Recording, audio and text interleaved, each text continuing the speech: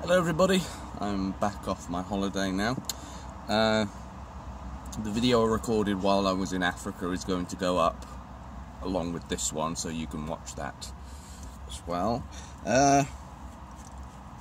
So I'd like to take this opportunity to talk about, what's gone on the holiday and smoke one of the cigars I bought while I was over there. This is a Romeo e Giulietta.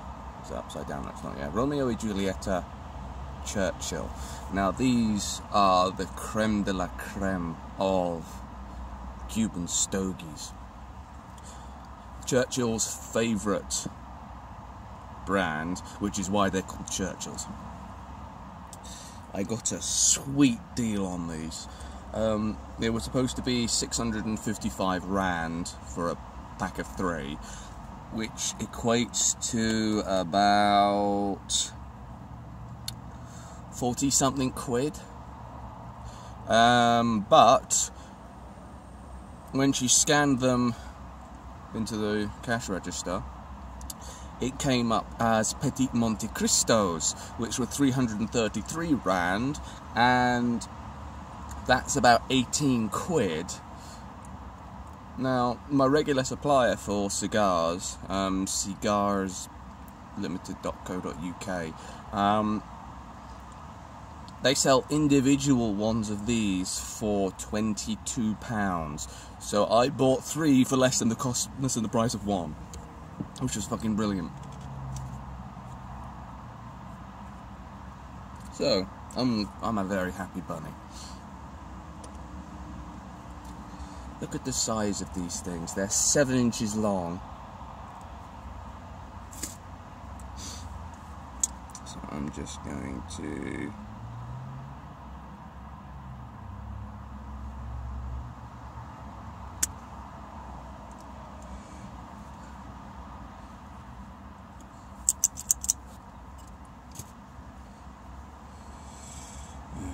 and a big mess. Typical.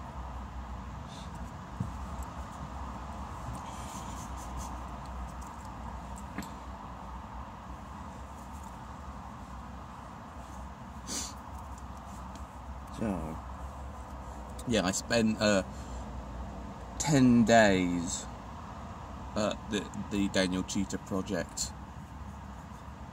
Centre.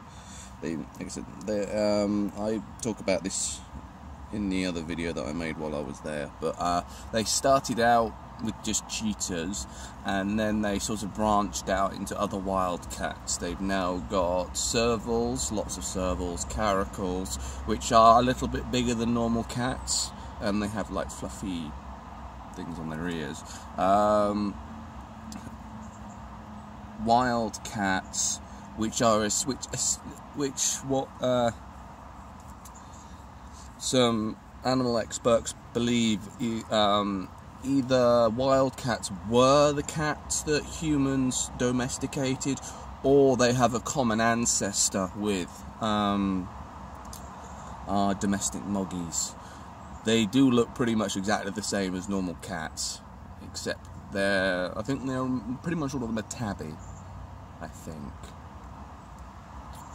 And they've also got 2 lions and 4 leopards.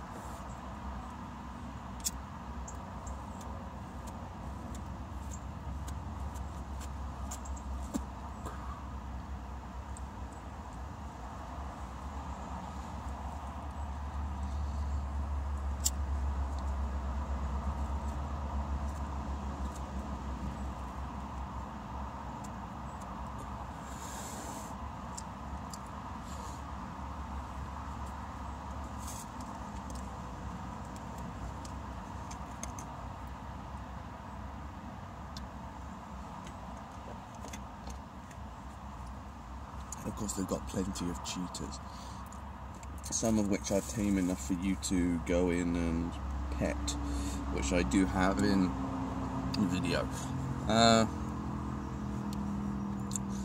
We first found it on our trip to South Africa in 2010. We were staying with one of my mum's relatives in Jeffreys Bay, and that's not particularly far from where they live. It's maybe about an hour and a half drive, which may seem like a lot to people in Britain, but over there the country has thousands of miles and people regularly travel a lot more than that. I just need to do something with this. I think there's some grease over my camera lens.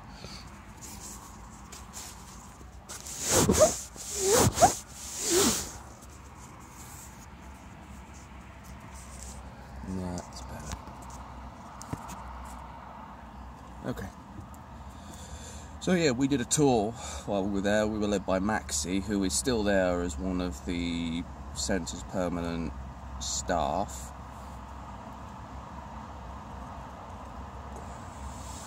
And we asked her about, we were really interested in this place.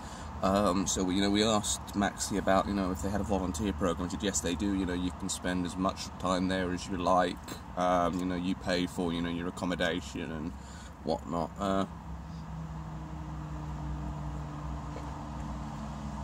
And we decided that we were going to do it. 2 years later, we go to South Africa again, 2013. I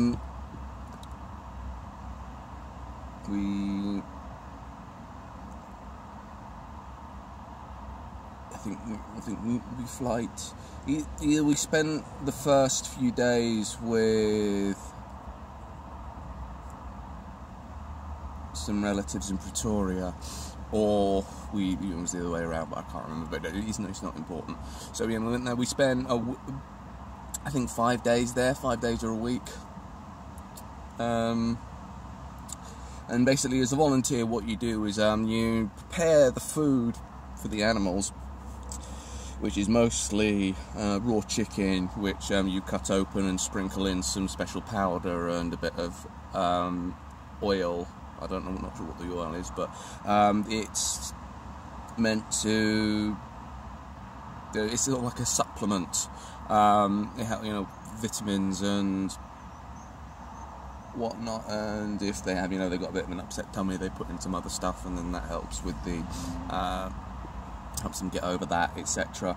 And then you go around and you clean out the enclosures, with pooper scoopers and whatnot. The first time we went, we actually just put gloves on and did it with our hands.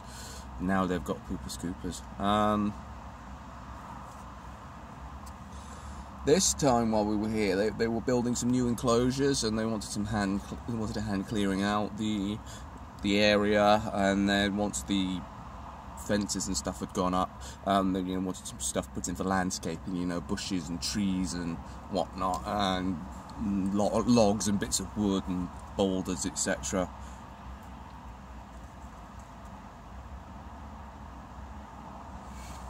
This is lovely.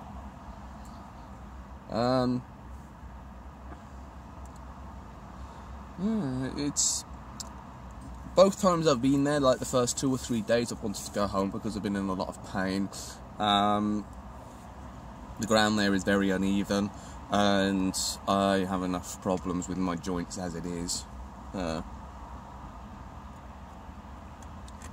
I've already got an injured foot, as you probably know if you've watched my videos already. So yeah, my feet, my ankles and my calves were in agony for the first few days. So and also I had some stomach problems as well. So for the first few days I worked through it and soldiered on with the work and whatnot. And then once I'd started getting the stomach problems, my parents, left me in bed in the mornings to get a little bit of extra sleep, which meant that I wouldn't have to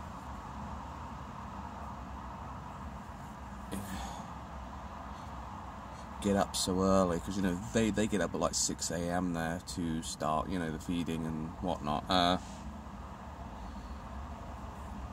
and I didn't have to do the clearing out the enclosures, the areas that were going to be enclosures, and putting stuff in there anymore, because my ankles and whatnot were killing me.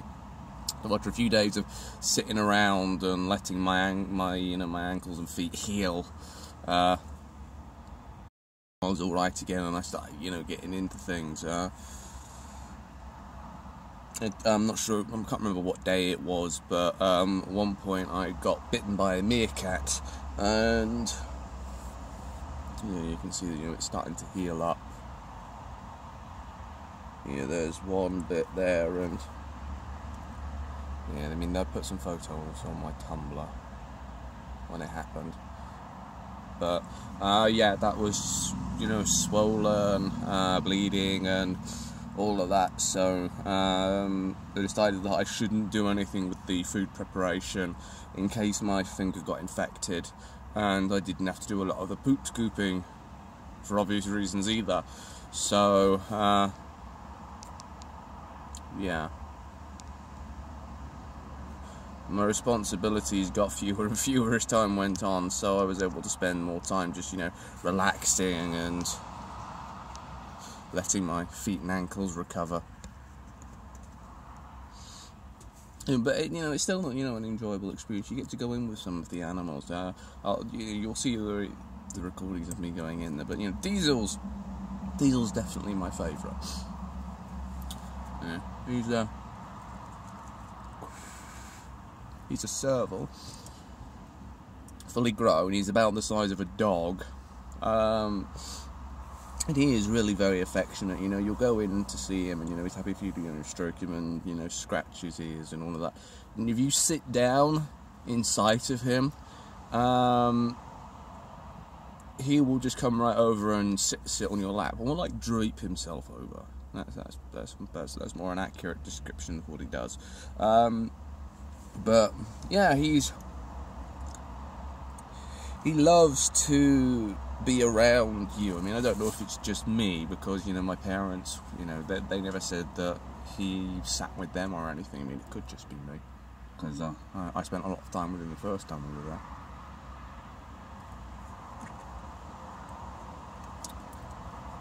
We'll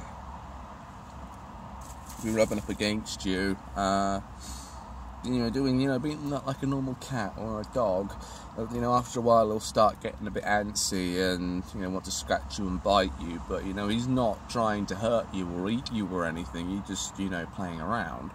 Though of course, when you've got claws and teeth that sharp, it's just not very fun for you. Gia the leopard does that as well. But you just shove them away and get up, and that's it. Move on to someone else.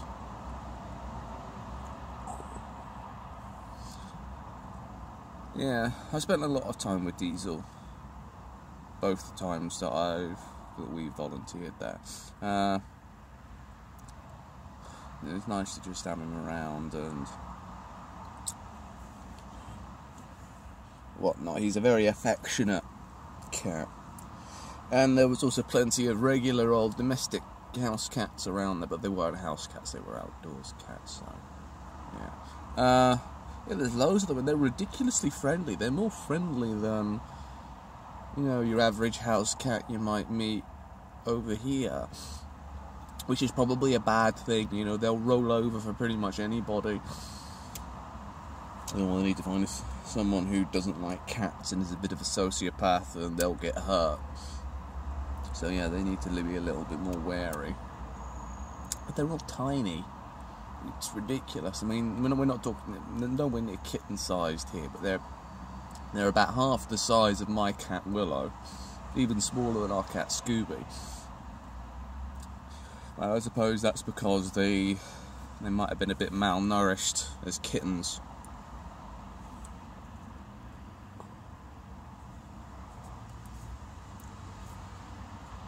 So they didn't grow very well.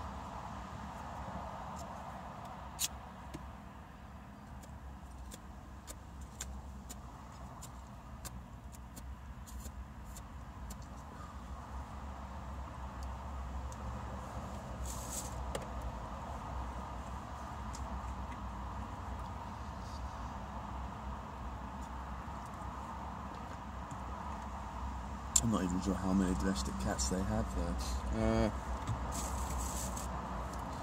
Trixie, Boots, Minnie Willow, and nobody asked knew her name, so I just called her Minnie Willow because she looked like my cat. Missy, Maxie had 2, another one. I would say maybe 8 cats. They've also got an old working sheepdog, Flecky. She is ancient, you know, I think she's blind in one eye and partially deaf, but she still works. You know, she loves herding sheep. Yeah. Gia is the cheetah that we sponsor. You know, the money that we send goes towards her food and her veterinary bills on occasion. She's one of the one of the cheetahs, I should say, that the tour guides take the tourists in to meet. And you know, you could, as soon as she sees you, she just starts purring, and you can hear it from quite a way away. And you know, she'll be like, you know, lying down most of the time when you go up to her. You know, she's happy for you to stroke her like a normal cat, basically. She can get a bit scratchy and bitey every now and again, but you know, that's just her way of having fun.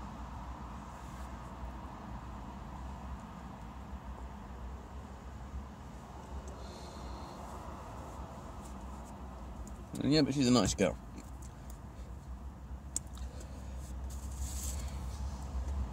The leopards, they don't let anybody go into because, you know, from what one of the people there said, it might have been Maxie, it might have been somebody else, leopards can turn on you pretty quickly.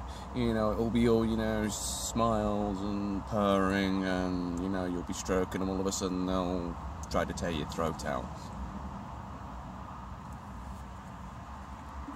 Very unpredictable, so they don't let people go in with them. Now, if you're put the side of the cage, they'll come up and they'll rub against it, and you can scratch them through the cages and whatnot.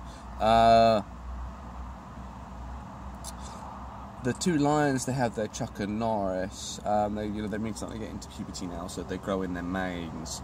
They're not aggressive animals, but they do. The first time we went there, they said to us that they would have let us go in with them a few months ago, but not by then, because, you know, even though they're not aggressive or anything, they're very big, very strong, very heavy.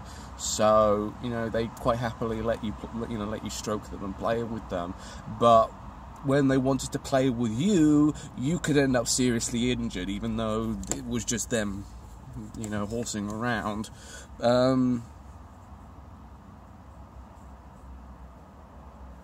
Yeah. But, yeah, you can go up to them, and, you know, they'll, you know, make noises at you, like, all the time, and you know, you can scratch them through the bars and everything, and you know, they're quite content to let you do that and whatnot. I got sprayed by one of them right in the face. Wasn't a pleasant experience. Yeah, and you can hear them, you know, roaring throughout the day, and during the night, you know, you'll be lying in bed and then you'll hear them start roaring and whatnot. And you know, when you're lying in bed, or, you know, you're sitting in the living room watching television, or as I was, you know, I was playing Text Adventures on my iPhone, which I brought with me instead of this Android thing, just in case, you know, it got damaged or stolen or whatever, then I wouldn't have to worry about it very much. You know, you see them start roaring, and it's almost a comforting sound. Because of how loud they are, they sound a lot closer than they actually are. But you know, it's not something, you know, distressing or what have you. It's just, you know, like background noise.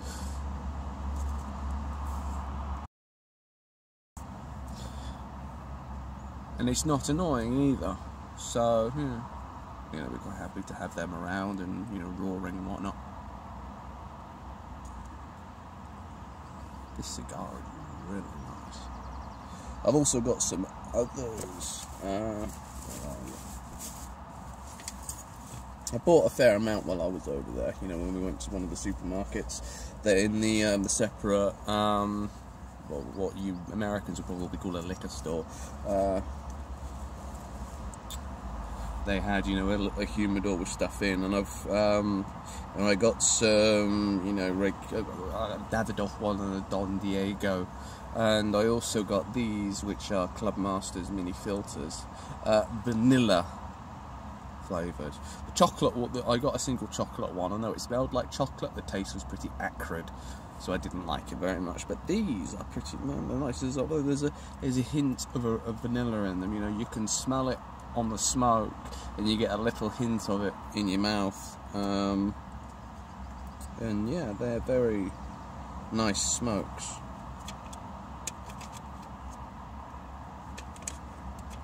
I've had a few of them already. There's like 20 in there. Love vanilla. Lovely smell.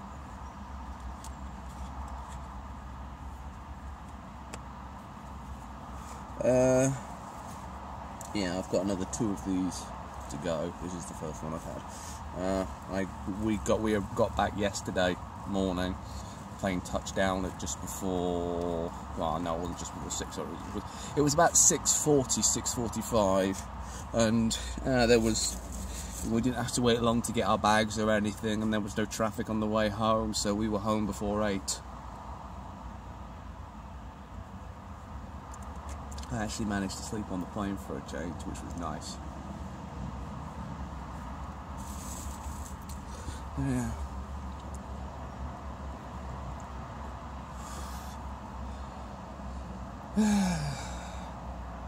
It is a nice experience, you know, going there. And I would say it is an experience. It's something that I would recommend anybody do if they like, you know, big cats and whatnot, especially if, you know, you've always wanted to pet a cheetah. There are some other places that do it, but Daniel's Cheetah Project is the one we know, and we know the people there. You know, we know the owner, we know the staff, and you know, we're on pretty friendly terms with them.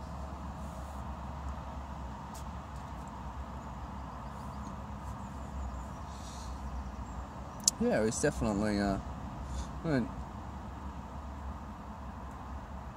I think my parents want to do it again at some point. So maybe in another 2-3 years we'll go back.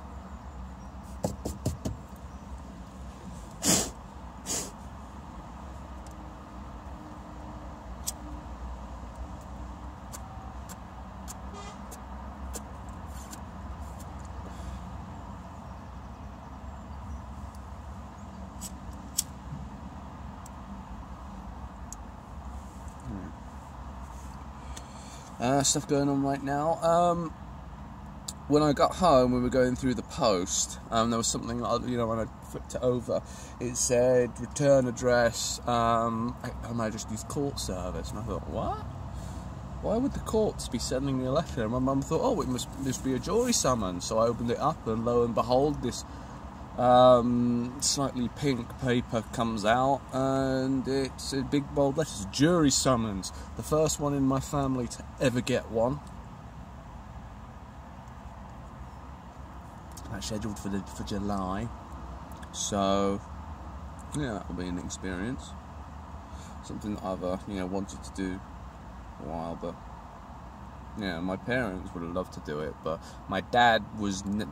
It's possible that the reason why nobody ever got one was because my dad was a cop, so they just didn't bother sending anything to anybody in our house, because, you know, obviously cops aren't allowed to be on a jury, because the jury is supposed to be pretty much ignorant of the law.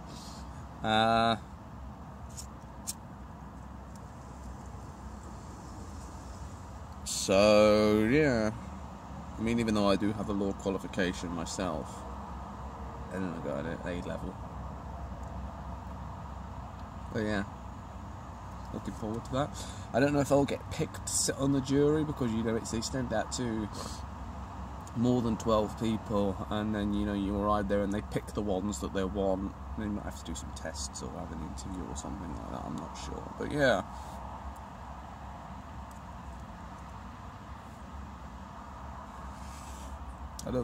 I wouldn't get something like a murder, because that's up at the Old Bailey, and this is at Reading Crown Court that I've been summoned to.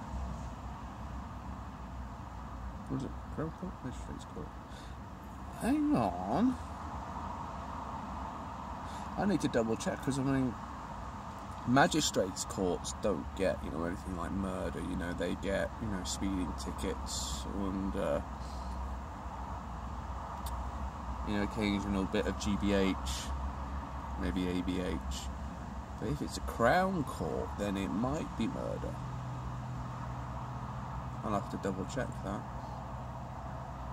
Yeah, Crown Court is you've got magistrates courts, which is sort of like the local courts.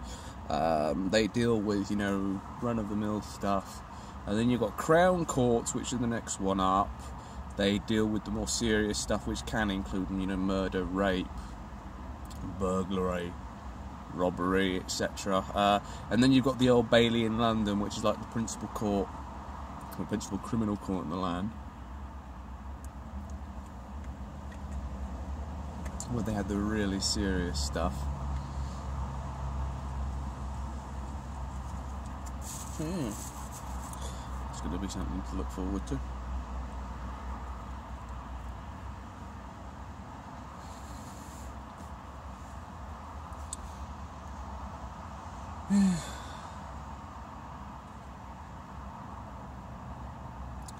I'm not even a quarter of the way down this, and I've been sitting here for, I think maybe this is the third or fourth time I pressed the record button, so it could be going on 40 minutes by now.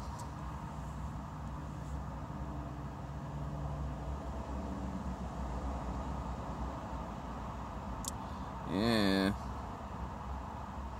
this is going to take a while. I don't think I'll record for as long as I have the cigar smoking, because that would be a ridiculously long video. I might make separate videos, that's an idea.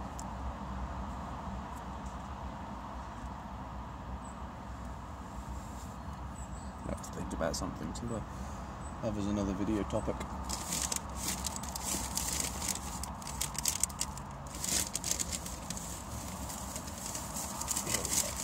I bought some cookies and brownies and whatnot while I was there in Asda.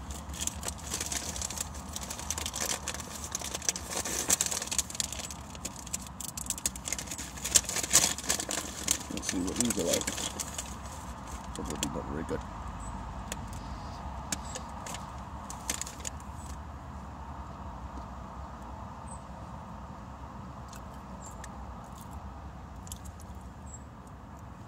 They're alright.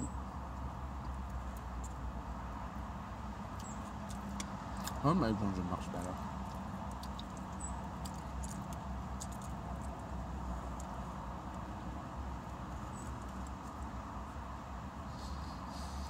I had a lot of fudge when I was over there in South Africa.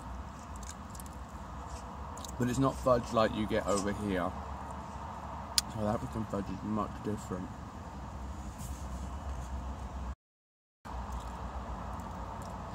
I don't know if any of you know what butter tablet is, but you can get that at Thornton's. South African fudge is sort of a cross between normal fudge and butter tablet. No, it's not chewy or soft, it's crumbly and a bit firmer.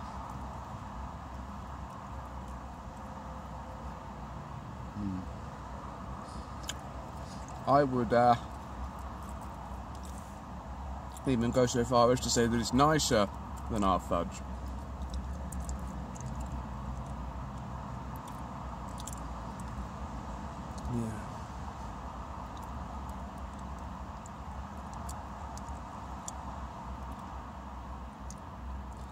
Yeah. Plenty of homemade biscuits, more like that. There's someone in the local town that makes, you know, the fudge and the biscuits. Like, you have the star-shaped ones that I think might be a vanilla flavour, but it's regular flavour. Then you've got star-shaped chocolate ones, and they also had some ginger ones, as well. Had lots of those. I'm to the point where I've gotten sick of them now. Like having a bag every other day. I mean, I would have been every other day because sometimes it takes several days to go through a bag, or whatever.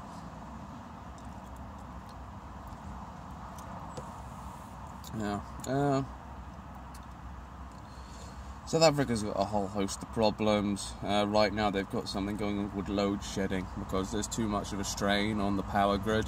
Too many people, you know, connected to it now. It wasn't built to take the strain of all the new housing that's been built, all the people who are illegally spliced into the grid. And on the news, there's even apps for your smartphone that tell you when load shedding is going to occur, and it's basically just, imagine Britain in the 1970s where they would say on the news there's going to be a power cut today at 4 PM that will last until 6:30. That's essentially what it is, and you know, you were sitting there in the pitch dark. You know, quite often we had to have dinner very late because the power went out at 5 and wouldn't come on again until 7:30. It was ridiculous.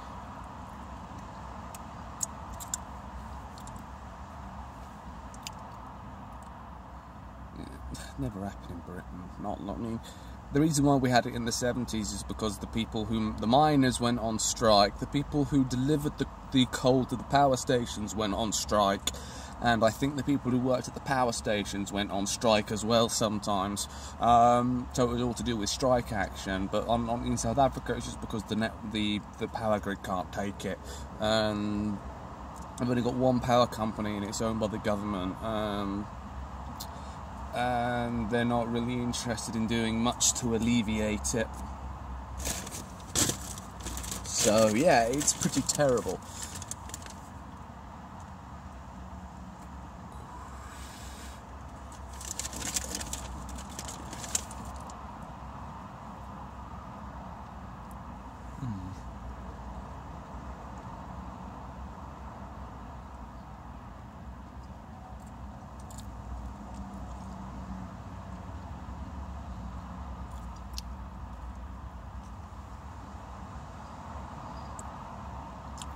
And the day we left, there were some protests, something to do with housing. Because since the transfer of power from the white minority government to the Africans in 1994, the government's been building a lot of housing. Now they're pretty basic little houses. You know, to look at them, you would look at it and think, oh, that's a holiday park, but it's not. The government gives the housings to the Africans for free. The government pays their electric bill, their water bill, their gas bill. Some of them probably even pay for their satellite television as well.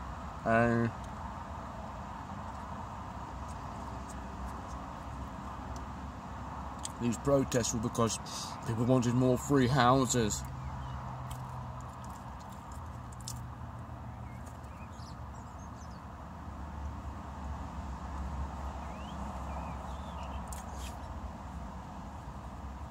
Can you imagine it? People protesting because they want more free houses.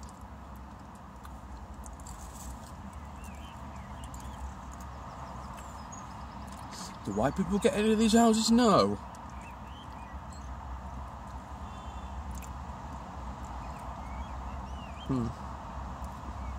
No, I asked what it was like for white people who needed government assistance over there. So someone was disabled and couldn't work. Unless the company that they used to work for, if they had worked for a company before, had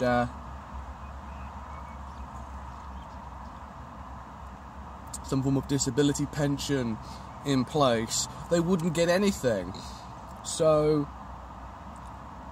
the ANC government is busy giving free houses to the Africans, and they're not doing anything to help the white people. And they're seizing white people's farms. Either they give them a choice. Either we're going to you will accept our offer for the land, or we'll take it from you anyway. And then they give it to some African man or woman, and the farms usually go bankrupt within a year because they don't know how to manage them.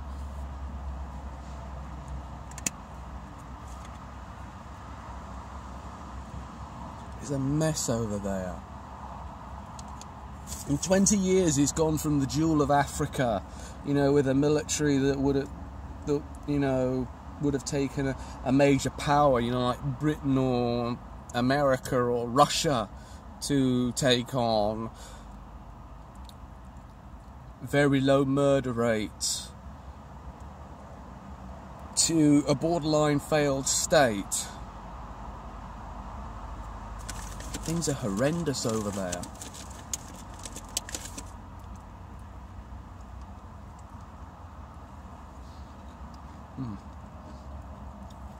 The country is divided up into provinces. Gauteng, Eastern Cape, etc. The most prosperous province in South Africa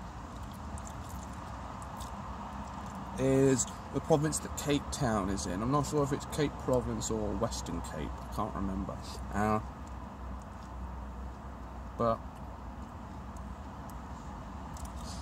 And the irony is that it's the only province that didn't vote ANC in 1994.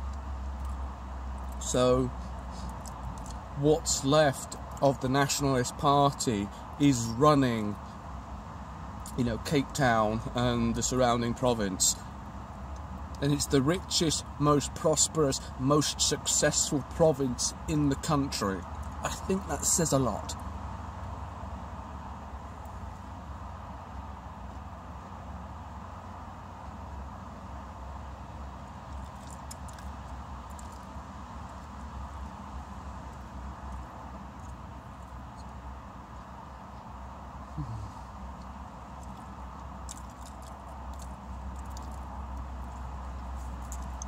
The house that my mother was born in is gone.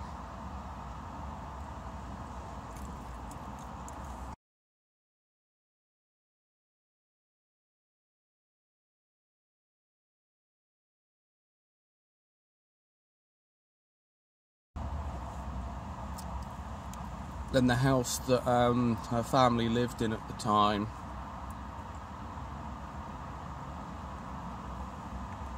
was demolished to make way for Nelson Mandela Boulevard.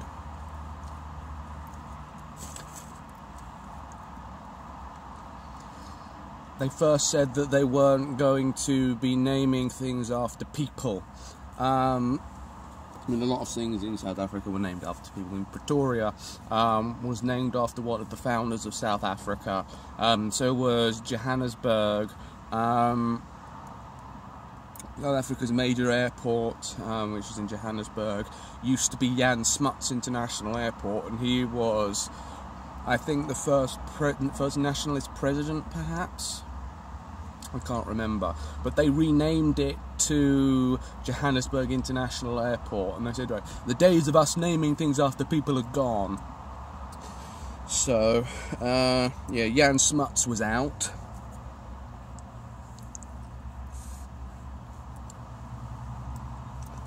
But then after a while they changed their mind and called it O.R. Tambo International. And O.R. Tambo, I believe, was one of the members of the struggle who helped Nelson Mandela.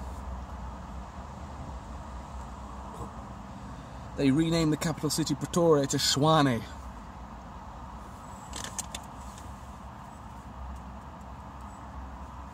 But everybody still calls it Pretoria. You know, well, the white people anyway, probably some of the black people as well. But as far as the rest of the world is concerned, it's still Pretoria.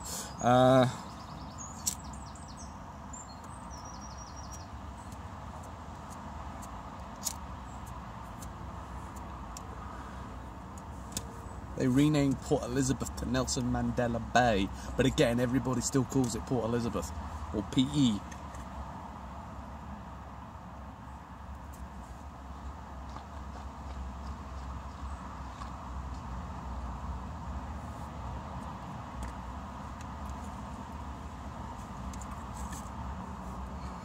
Yeah. I could just go on and on and on and on and on about South Africa.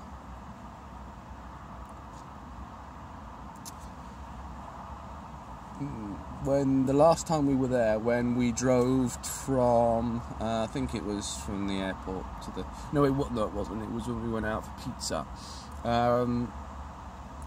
Me and my mum's cousin Peter, he's in his 50s now, I think. We drove out to the local Debonairs to get some pizza, and we drove past this apartment building that had been, you know, there was closed off. There were the fences all around it, the windows are boarded up, and he said that that apartment building was built in the 1970s. It was really upmarket. It had swimming pools, tennis courts, it had its own parade of shops underneath it, and you know, we're talking really desirable housing here, white only in those days. And then when the ANC came to power in 1994, they said, you know, black people can live anywhere, and a lot of the time they kicked out white people so that black people could take over where they were living. And well, crime went up dramatically as soon as apartheid was ended. So the shops closed, the swimming pool was vandalised, as were the tennis courts. What the families that lived in the apartments now would often do is they would build fires in the middle of the rooms. We're talking in a high-rise apartment block here, because that's what they'd been used to doing in their townships. You know, they'd have a fire in their garden, a fire in the middle of their house, with some sort of makeshift chimney in the middle. They were doing this in the middle of an apartment block in the middle of a city. They would break through the walls into the next rooms to increase their living space. They go up through the ceilings, down through the floors. The electricity would go out, and they would, you know, be using candles and torches and stuff to light the place. If the toilets got blocked, they wouldn't unblock them, and they'd use the sinks to do their business. And from what he said, someone was sent in to assess the building for repairs, and it was deemed structurally unsafe. This took less than 10 years for the building to be condemned, because the black people who had moved in had practically destroyed it. And he says that this is the case with a lot of places across the country. The police force is corrupt.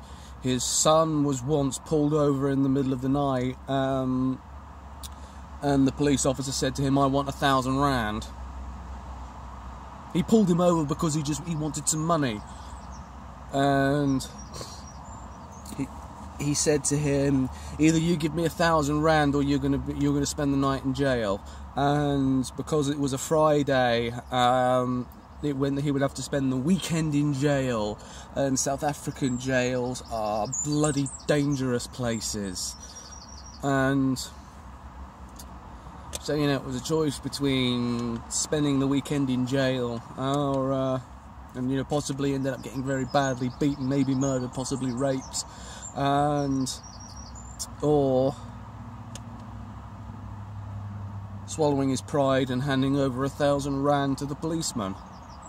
This sort of stuff happens regularly over there, and they don't seem to be interested in doing anything to stop it. It's terrible. And of course, the government, the national government, is pretty much all black.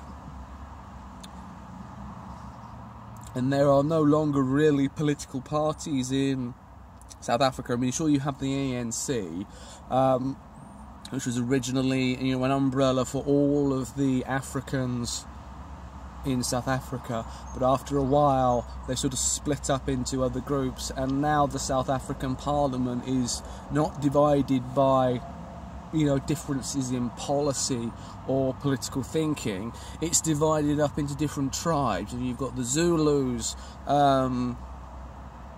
where the president is a Zulu, and you've got, I can't even remember the other ones, but yeah, so it's all just, instead of being petty squabbles amongst people who have different political opinions, one people who believe in, austerity like they do here, and other ones who believe in, increased borrowing and taxation to get out of a recession. It's just petty squabbles between different tribes now. Now, that's not how you're supposed to run a country. And the president President Jacob Zuma, he's been embezzling funds to build himself a palace in his hometown. But he was even taken to court while he was the incumbent president. They didn't even remove him from office.